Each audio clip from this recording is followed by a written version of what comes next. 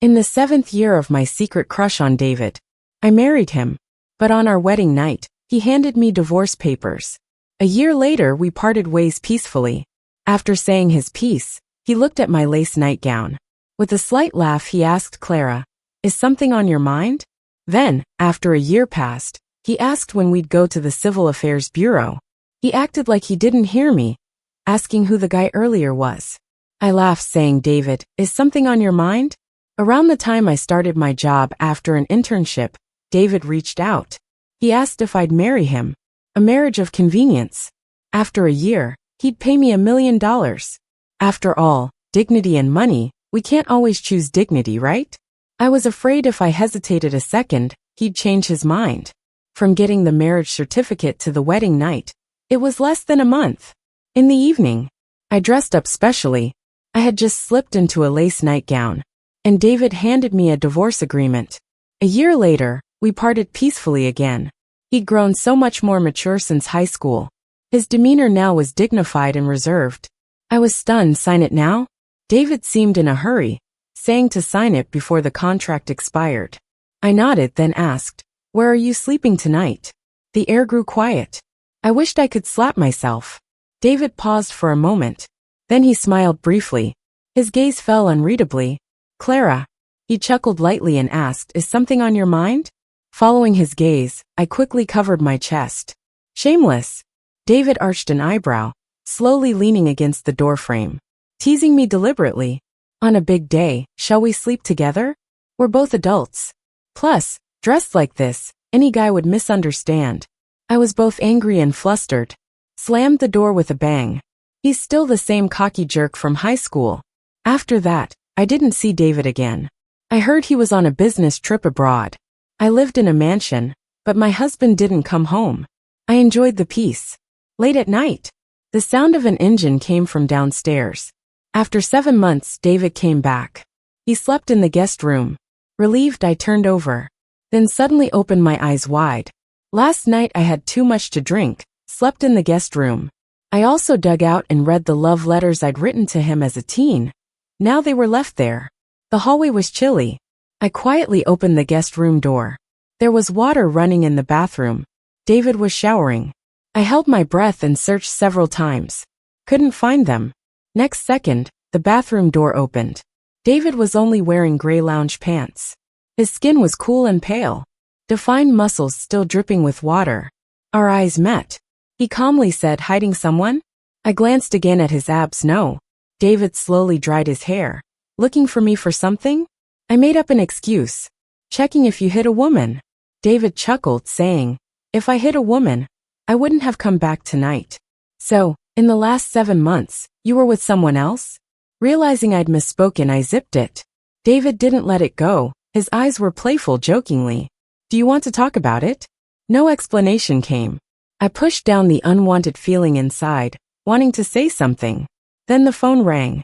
David threw on a short tee, went to the balcony to answer it. He was speaking in English. I had no interest in his call. Searched again. Resigned myself to pretending to sleep. David wouldn't share a bed with me. I'd find it proper in the morning. Couldn't let him see them first. Half awake, half dreaming, I felt the bed sink next to me. That night I dreamed about high school David, the transfer student from Hong Kong. Good grades, good-looking, wealthy background. His name was popular schoolwide. He'd had a girlfriend. Back then, some disagreement made her cry.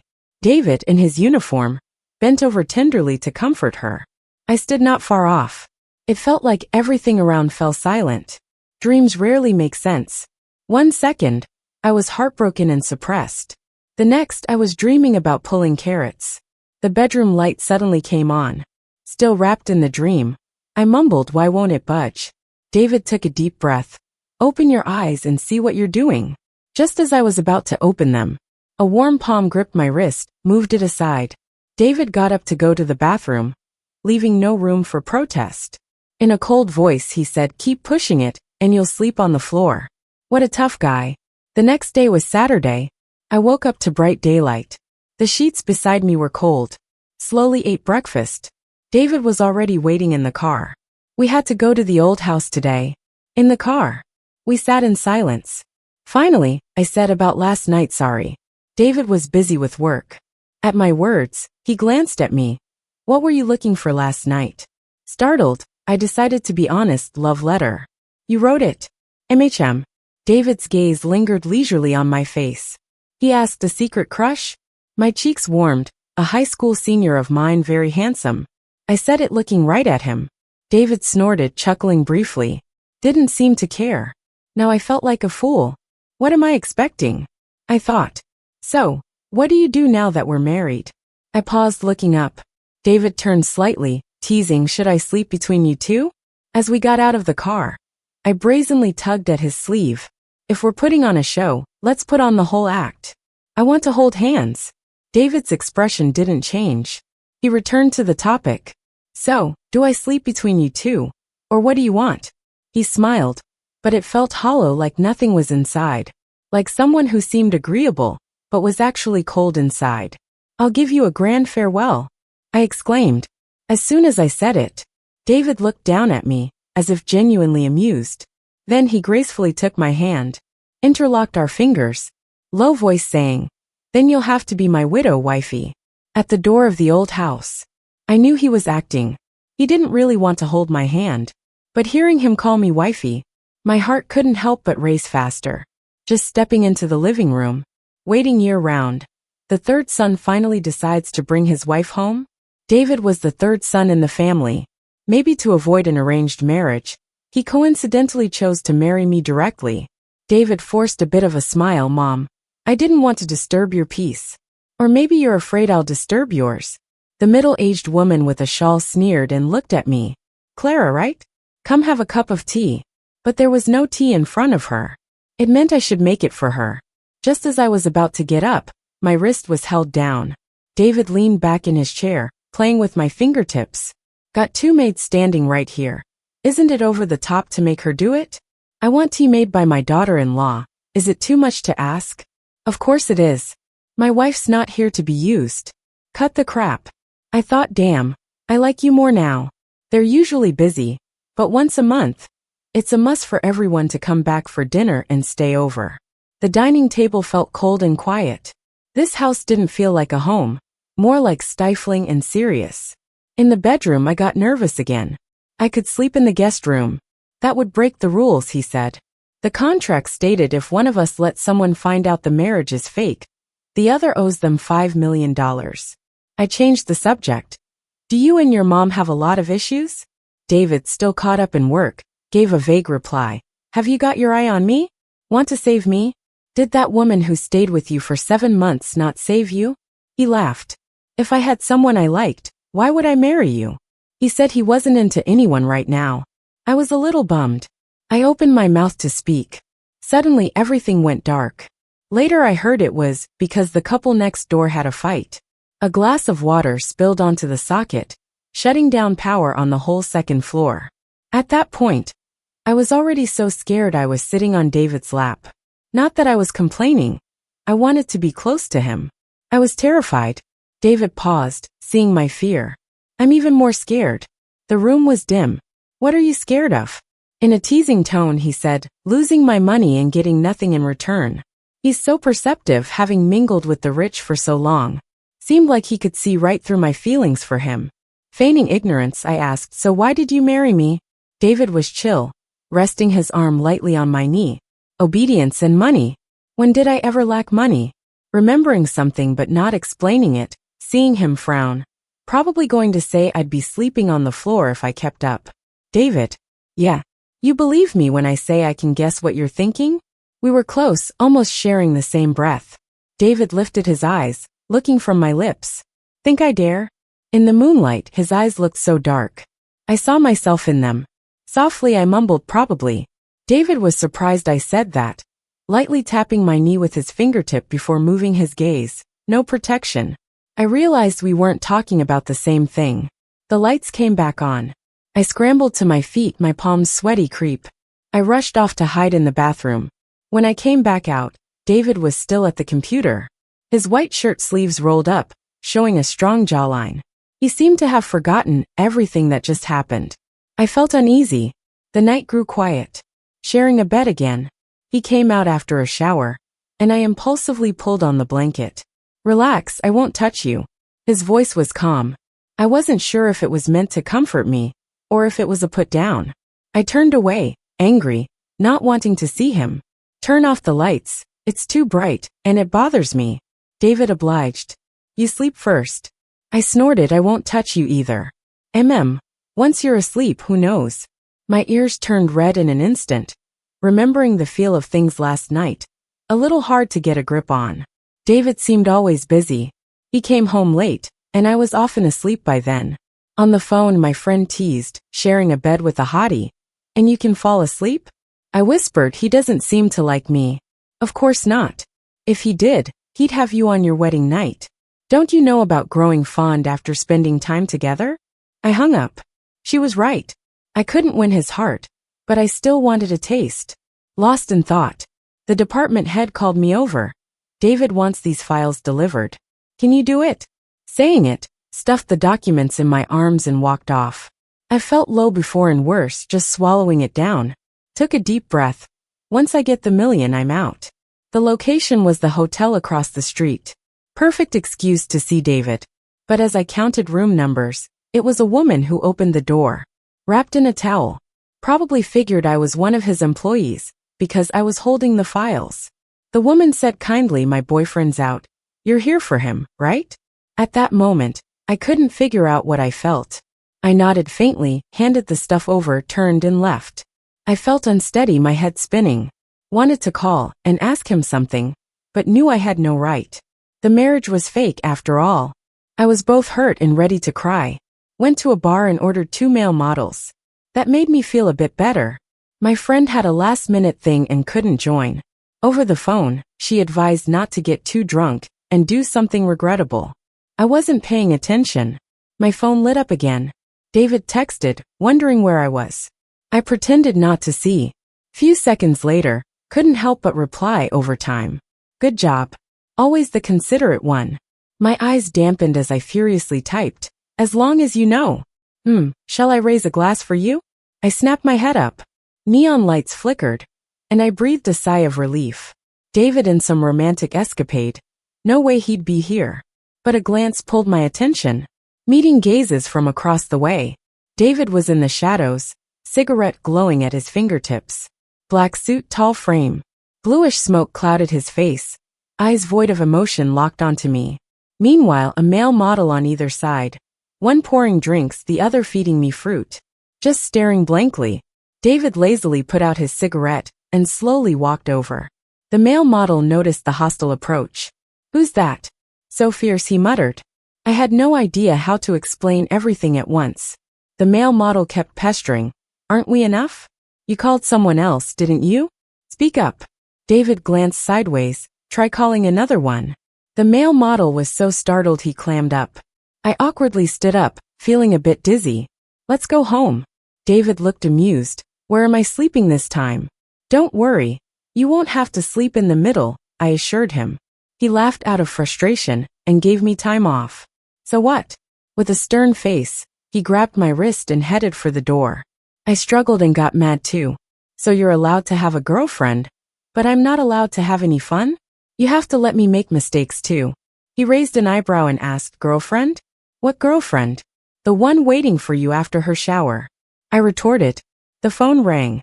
David picked it up and paid for everything, including the bill for the male model I booked. Such a generous guy. After hanging up, he sent a message on the screen and asked me, who taught you to make a scene like this? I climbed into the car. Who's making a scene here again? David sighed internally, not wanting to argue. You're drunk. Stop causing trouble. The phone rang again. It was my department manager. As soon as I answered, they were furious. I asked you to deliver a document to 913. Where did you take it? The partners are still waiting in the conference room. Even David's been chasing this. If you don't want this job, leave tomorrow. Already in a bad mood and a bit tipsy, I blurted out, you always blame others, you loser.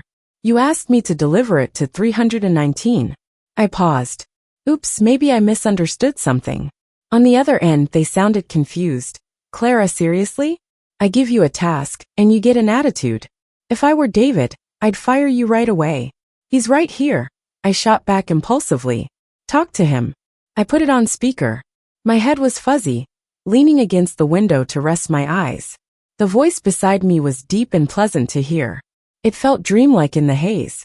I just heard him say, "If you use that tone with her again, let's see how far you get out the door." It started raining. When I woke up, I was already home. I didn't open my eyes, and David didn't wake me. He cradled me in his arms. His chest was warm with a hint of moisture. I couldn't help but peek through my eyelids. Watching him quietly, memories of him in high school flooded back. In the cafeteria, on the playground, even passing by at the convenience store. I remembered all of it for so many years. Maybe my focus was too intense, as if looking at another person through him. David suddenly stopped in his tracks. He looked down. "Who are you looking at?" Blushing, I murmured, "Someone I like." His fingers tightened slightly on my waist. David's gaze darkened, probably thinking about the love letter I'd been looking for last time. He laid me on the bed, pinched my chin, and made me look at him. "Clara. Look closely," he said deeply. "I'm not him." The hangover made my memory spotty. David got up half an hour before me. We went through our morning routines in silence. It felt like an undefined Cold War. I asked a serious question. "What about that document from last night? Does it matter?" David was tying his tie, and the morning light made him look even better. "Some people provide emotional value just by being there. It's the project proposal. It's all right," he said. I relaxed. David glanced at me. "Anything else you want to say?" Thinking about how awkward things got last night due to the misunderstanding, I shook my head. "Nope." As we passed each other, my arm was held for a second. He sighed.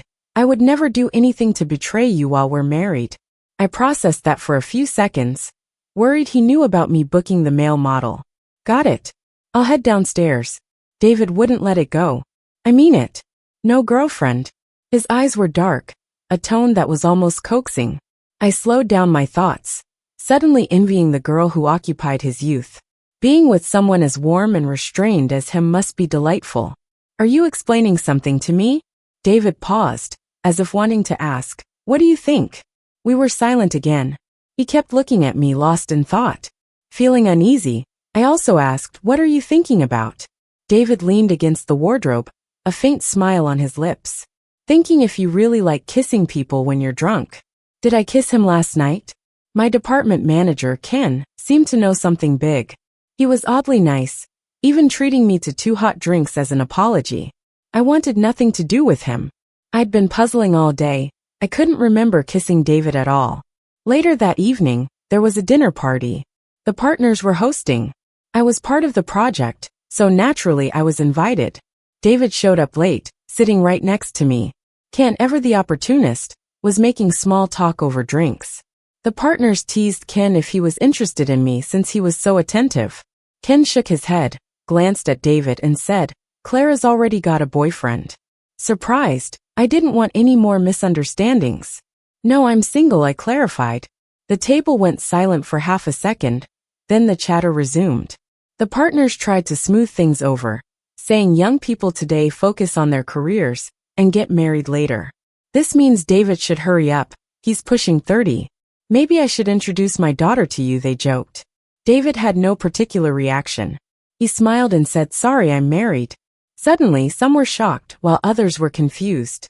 Ken was in the latter group, his gaze on me growing more contemptuous. A contract marriage, we were tacitly understood not to go public. But now something felt off. I discreetly glanced at David and texted him. "David, what do you mean?" He looked at his phone. The screen lit up, but he didn't seem inclined to open it. I anxiously tapped his knee. Finally, he indulged me with a reply. "I don't want to meet his daughter." So that's it. I relaxed a bit. All right.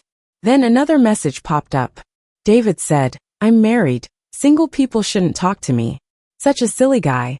That meal, I was unusually quiet. After eating, I went to the bathroom. Ran into an old high school friend. We walked to the hotel entrance, chatting and laughing for a while. The fancy car by the road seemed impatient. Honked the horn. I finally said goodbye to my old friend. Got in the car quickly. David glanced outside. "So happy?" I was texting my best friend, telling her I ran into the guy she liked in high school. I nodded a bit absent-mindedly. Yeah, my high school friend. The one you wrote a love letter to. My fingers paused. Not him. Why? David showed no expression. Cheating is a breach of contract. You know that, right? I nodded again. I know. David didn't say another word. We fell into silence for a long time. In the midst of it, he suddenly asked, "Did you marry me because I look like the guy you liked?" My mind froze. Yes feels wrong, no feels wrong too.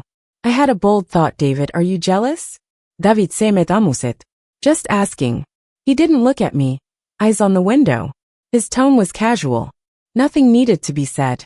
I almost felt like a fool. Later that night. Same bed, nothing happened. I feel at ease with David now. Half asleep. Someone stroked my cheek. I frowned, opening an eye. David was propped up. Why are you so happy talking to him? I don't understand. I felt a bit confused. What's up with you? David seemed a bit irritated. Barely a few seconds later, he turned off the light. It's nothing, just sleep. Long night, many dreams. That night, I dreamt of David again. Dreamt about the first time we met. Final exams, my class was his exam room. He sat where I usually sat. I put my book with my name on the desk intentionally. After the exam, I rushed back to class. As expected, he had put the book back in my desk. He should know my name now, right? The class was noisy. David looked like he just woke up, lazily standing up. Not sure if he saw me. He asked, "What is this smell?" "It's nice." I remembered mugwort sachet. I was silent for a moment. I haven't been sleeping well. I use it for a nap. I added quickly, helps with sleep. Didn't distract you, right? David chuckled, rubbing his stiff neck. No. His friend called him from the door after he finished. We passed silently. I replayed his words over and over in my mind, watching his side profile chatting with friends in the hallway. He seemed to feel my gaze, turned to look over. I hurriedly lowered my head.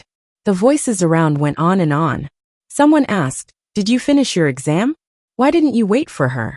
David's voice was light. "We broke up." "Whoa, who brought it up?" The voices faded as they got further. "I've never been bold. Mom always said if a guy likes you, he'll make a move. Life's long. Academics were more important back then. Much isn't worth mentioning." Standing there, the rain just ended, the tiles smelled damp mixed with jasmine. Feeling vague and unsettled, my chest felt tight. When I woke up, it wasn't even bright outside. I could hear steady breathing beside me. The person I barely spoke with in the dream was sleeping next to me now. I turned slightly to look in the dim light, at his profile. I wondered whose dream he was in. David and I had different work hours, so no shared company trip the next day. Once at my desk, I felt eyes on me. A coworker told me rumors were spreading, that I was getting involved with the boss's marriage. I didn't need to guess who started it. Didn't get a chance to confront them. But Ken found me first, threw some files at me. Look for yourself. If the higher-ups didn't notice in time, how much would the company lose because of you? These numbers aren't mine. If not yours, then whose? Think how you'll explain to the manager. I was confused for a moment, even doubted myself. But after looking through the documents, I looked up. It was your project, wasn't it? Now a problem arises, and you're blaming me. Isn't that inappropriate, supervisor? Ken sneered coldly, sizing me up. How long have you been here? I didn't know you liked the boss. Being a mistress gives you some kind of superiority now, does it? His voice wasn't quiet. Caught others' attention. I didn't want my coworkers to know I was married, because explaining a divorce wouldn't be easy. Who said I liked him? David and I are nothing. I added, and for this project mishap, even if it goes to David, I'm not taking the fall for you. Right after I said that. What's going on? A familiar voice. David was by the office door. I tensed. When did he get here? How much did he hear? Kim was quick to react. Sheepish smile. David, just joking with colleagues. David walked over, casually flipping through the problematic document. There's truly nothing between Clara and me. He didn't look at me. We'll vote later in the meeting. A vote for layoffs. Ken was sly, liked to exploit interns and steal credit from others. His reputation was already awful. So when he packed up and left that afternoon, no one even bothered with pleasantries. I felt incredibly relieved. and realized today was when we were supposed to visit the old place. Hesitated, then texted, going to Mom's today? The reply came quickly, yeah. So wait for me after work. What's our relationship? Why wait? This person holds a grudge. Looking at those words, I felt an odd undertone. Just about to respond. Is David here today? A soft voice. I looked up. I knew her. David's girlfriend from high school. The receptionist told her without an appointment, she can't go upstairs. Not my business, I planned to leave. But Lily stopped me. She walked over with a slight smile and said, I know you got into David's car that night. Her face was gentle. Are you guys close? They say it's hard to hide when you like someone. Back in college, David had a project base at a university. It was related to my major. We ran into each other a few times. Some friends picked up on things and asked if I liked David. I'm pretty reserved, so my first reaction was to deny it. Now I stayed quiet and asked, is there an urgent reason you need to see him? Lily seemed a bit embarrassed. Not really. She explained, he might still be mad at me. So I came to his office to find him. You know, right? He pursued me first, we dated twice, and I was his only ex. Of course I knew that. They broke up towards the end of high school, got back together in college, did long distance for a while, and then split again. But who asked for this story? I realized she was doing it on purpose, not just for me, but for everyone in the office to hear. I stayed calm and said, all right, I have to get back to work. Lily stopped me again. Could you tell David I'm here waiting for him? My good mood took a hit. Even seeing the last message David sent felt like he was mocking me. When the workday ended, I purposely stayed late. I didn't expect to run into David in the elevator. The office was full of watching eyes. Instinctively, I kept my distance from him, even after we got off the elevator. David said, Clara, unable to continue his act anymore.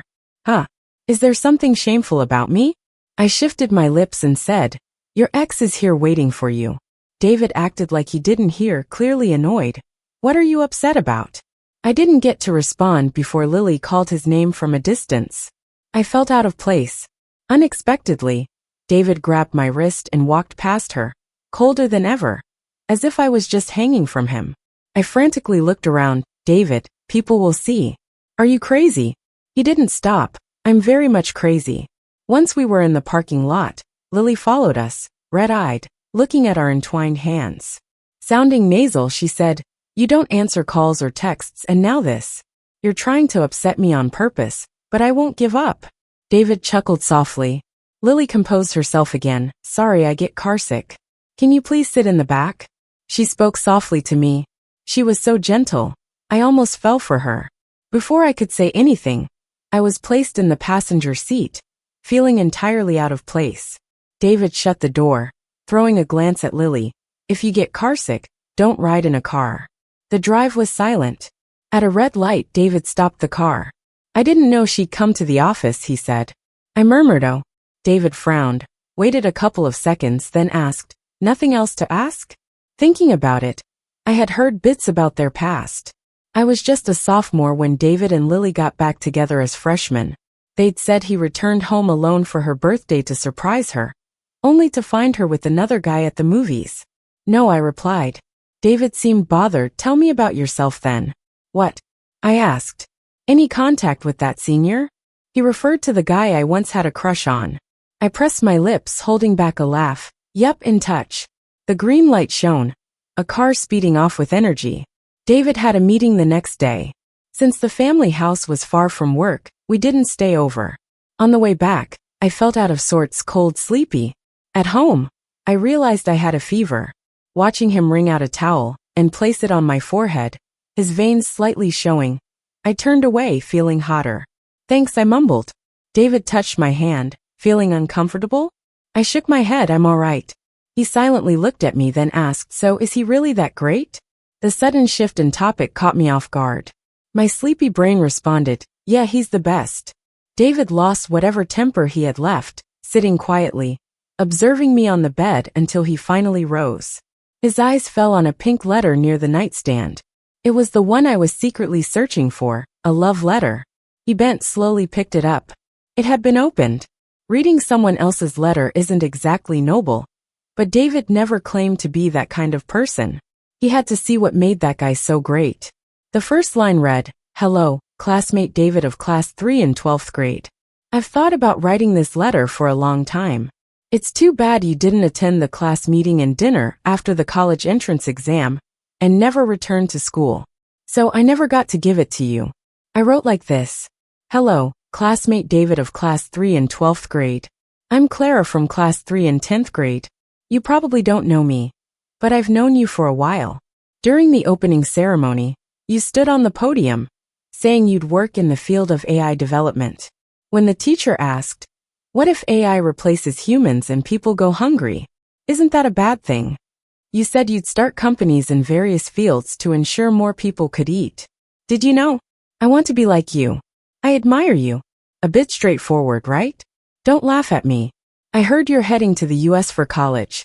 So, I didn't want to disturb you, nor did I dare introduce myself. I wish you success in your studies, achieving peace and safety. Although my grades fluctuate, I will try hard to follow in your footsteps. By the way, you look much better in the school uniform than anyone else by a mile. When I woke up, my fever was gone. There were voices in the living room.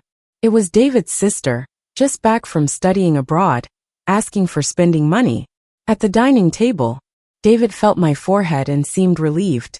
He said he got you some time off, so you could rest up at home for a couple of days. I nodded and noticed his ears were a little red. What's up with you? David looked at me, a bit spaced out. What did you say? My sister chimed in with a teasing tone.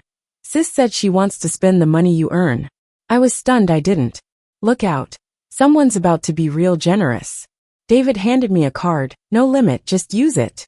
Maybe as a husband he wasn't always so thoughtful, but the way he handed me the card showed he cared. While I stood there paused, my sister whispered in my ear, Sis, you gotta give me half of that money. During that time, it was the company's anniversary. A lot of partners sent flowers and gifts. Sent them to David. There were too many they couldn't fit. David had them sent to me instead. I didn't pretend to refuse. I accepted them all gladly. No need to miss out. The rumors about David and me were all over the company, wild stories flying around. Some even said I was injured because David got too intense, so I took time off. Too many rumors. I was way too tired to bother explaining. That day was the lady's birthday. Back to the old house we went. In the car, I was playing with the gift I just got that day, a pink diamond necklace. David seemed in a good mood. Like it? I nodded. Yeah. How do these people know how to pick gifts so well? David chuckled. As long as you like it. The old house was lit up that night. The lady was hosting a party, but as usual, people at the main table weren't talking much. The lady asked, Is the third son busy lately? David kept it vague. Why do you ask? She kept her usual pose. If you're too busy, fold it into the family business. Your elder brothers can help manage. Folding into the family business meant bringing David back under her control again. David sneered a bit, sipping tea slowly. I realized something, tugged on his sleeve under the table. Afterwards he held my hand, fingers entwined. Mom, it's just a birthday. No need to dream aloud. The table went silent. Out of all the kids, only David dared to speak like this. The lady, holding her dignity, sat straight. After a moment, Butler, let's get rid of the unnecessary people here.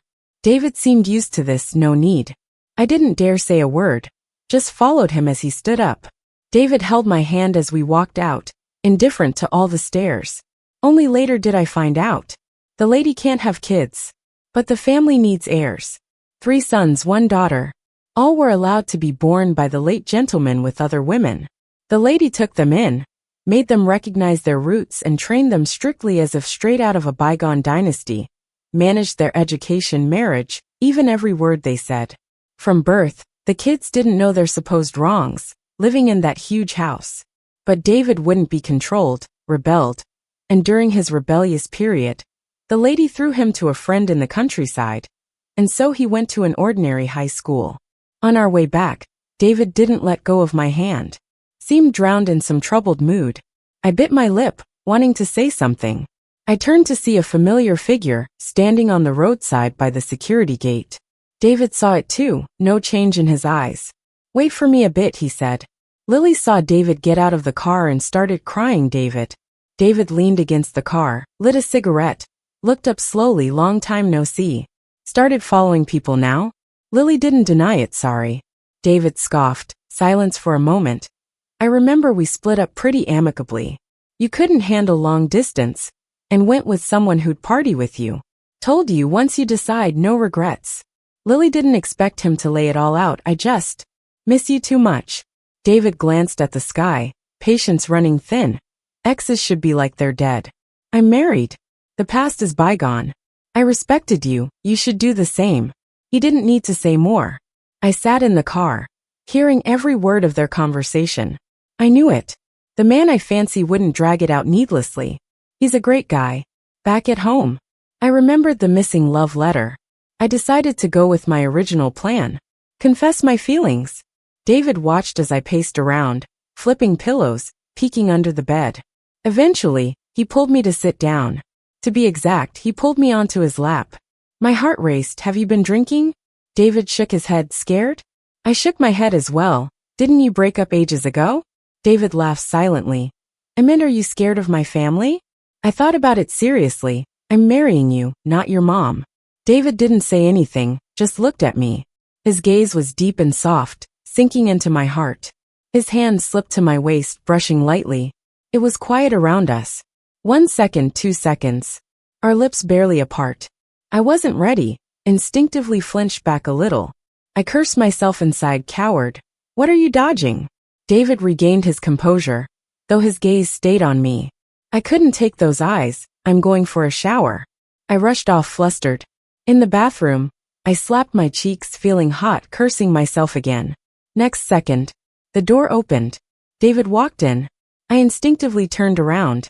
His kiss came overwhelming. He grabbed my waist, lifting me onto the sink. One hand held my face, tilting, kissing me deeply. Our breaths mingled, heat rising. Turns out, kissing him felt like this. Heart pounding, endlessly fluttering. Don't know how long passed. David slowly let go. His lips glistened. Mine. He asked hoarsely, can I? I knew he was reserved, didn't expect this much though. Asking such a thing. Blushing, I tried pushing him away. My wrists were caught, fingers intertwined. He smiled, leaned in to kiss again. From the bathroom to the bed. His knee nudged me open. His scent was everywhere around my nose. Dry.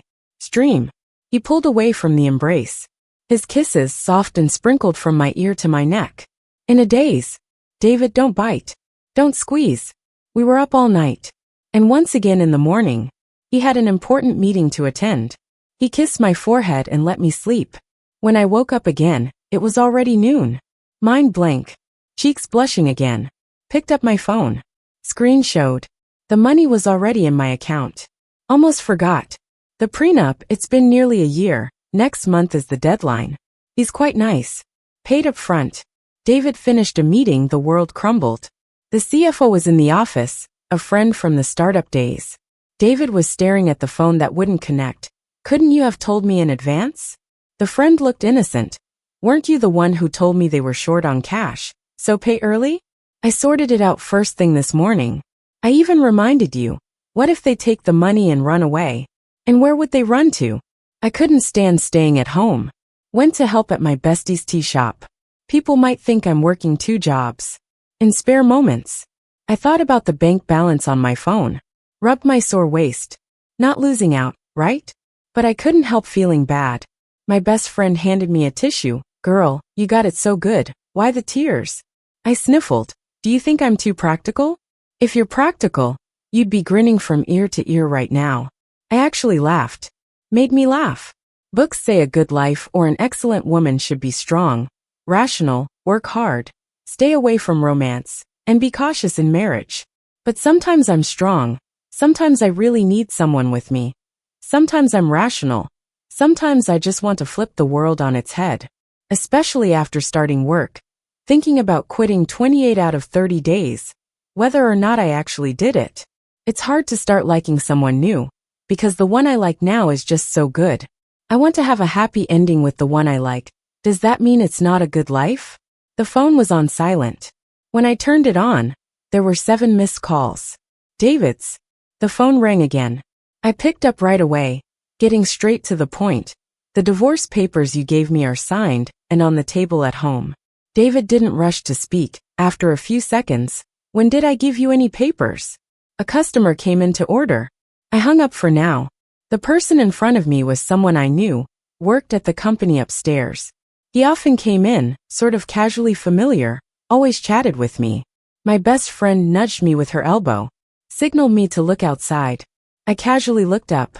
David was standing by the roadside, leaning against the car, polite enough not to come in and disturb, just casually waiting for me to notice him. After the shop got less busy, I washed my hands and went out to see him. What are you doing here? My tone wasn't pleasant. David slowly stood up straight. If I don't come, my wife might run away. He glanced at my work uniform. Isn't it tiring? I suddenly thought of last night. Abruptly said, how dare you mention that? When are we going to the Civil Affairs Bureau? I'm free anytime. David acted deaf. Instead of answering, he asked, who was that guy just now? I paused, looked at him for a moment, then awkwardly asked David, is something bothering you? This time he wasn't deaf. David looked like it was as plain as day. Otherwise, what love letter says you like me? Though you say you don't, I thought it over all night. Worried you'd think I'm shallow. Always trying to gift flowers and diamonds. Can't you see I'm trying to win you over? I blinked slowly, digesting his words. Some gifts still on my desk, haven't even had the chance to open them. Not sure what to feel. 17-year-old me, beating like a drum inside, echoing. I slowly frowned. You found my love letter, didn't even tell me, and you read it. How can someone go this far? Only just realized unilateral Cold War. Now in an awkward spot. But the next day, David called again. Wanna have dinner together? I bit my lip. What do you want to eat? David thought for a moment. I left the love letter on your table. It was time to head home from work. The office folks had left. Returning from the restroom, sure enough, there was an envelope on my desk. Opening it, but it wasn't the one I wrote. The handwriting was bold and strong. Suddenly my eyes felt teary. Hello, Clara from Class 3, Grade 1. I am the 28-year-old David. I'm sorry I'm only replying now to your letter. I now run several companies. Hopefully didn't let you down. No need for you to chase anyone's footsteps. I don't want you to be too tired. It's enough if you are just you. Oh right. I didn't recognize you at first. But I've married you now. We rushed into marriage. I was busy overseas with the company IPO. Haven't had the chance to officially confess to you. My birth parents are gone. My last relationship was 4 years ago. Now work's stable. I can cook a bit.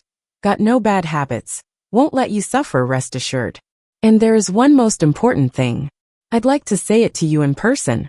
The phone hadn't disconnected. Electric hum, heartbeat sound. In my ear, baritone voice, Clara, I like you. I turned stiffly. David stood behind at the doorway. He put the phone down, with a smile all over his face, looking at me. I felt a tear slide down my cheek. David came close, hugged me gently. I want to always be with you. Would that be all right? No contract, just want to be with you. His voice was serious yet probing. I laughed through tears for a while, whispered, honestly, you didn't have to try so hard. David laughed, relieved too. After a pause, this time really lost it all. He sighed as if willingly, chin resting at my neck, made a lifetime out of it. I nudged his arm, stop being so shameless. Warmth in his embrace.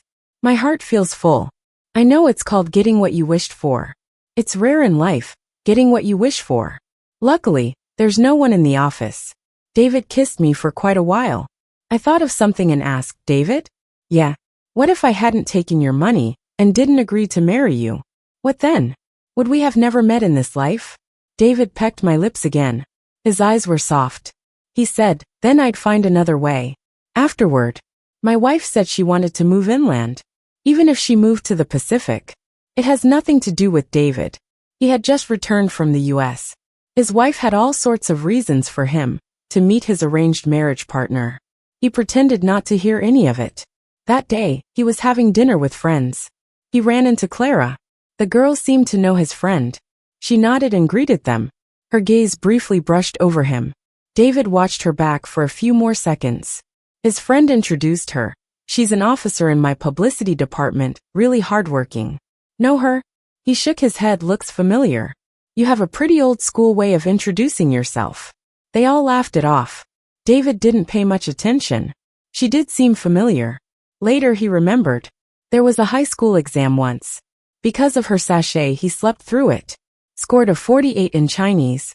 His wife found out and sarcastically scolded him through the whole call. During that time, he was busy with his startup. Women were the last thing on his mind. The next time he saw her was again at a restaurant. She was drunk. Heading to the restroom alone. It seemed dangerous. He stood in the hallway, waiting for her to return to her table before he left. But she walked straight towards him. David stood a bit straighter, about to say something. She tiptoed and kissed him. Clumsily cupped his face, slurring. I'm Clara, remember that. Out of nowhere, taken advantage of. It wasn't something he could fuss about. But he did remember her name. During that time, his company had a collaborative project with University A. He often went to the school for discussions. Busy by day, he only went at night. His friend mentioned Clara had visited the base in the afternoon. He kept it in mind. Randomly freed up an afternoon to go there too. But never ran into her. Until one chance meeting. A friend jokingly teased if she liked him. She immediately got anxious, eager to deny it, saying, What are you guys talking about? How could I? I don't even know him. If you don't like me, then you don't. Why the overreaction? I was scared he'd change his mind if I hesitated for a second. At the time, he wasn't looking to get into a relationship. He had no time or energy. Until he saw her internship application at his company. What is she doing here? Irresponsible woman. During Clara's 3-month internship, they still hardly interacted. Later, he found out she had 2 jobs. Is she really that short on money? But what's it got to do with me? But one day in the cafe, he looked at the girl across from him. Hi, I'm David. Will you marry me? The end.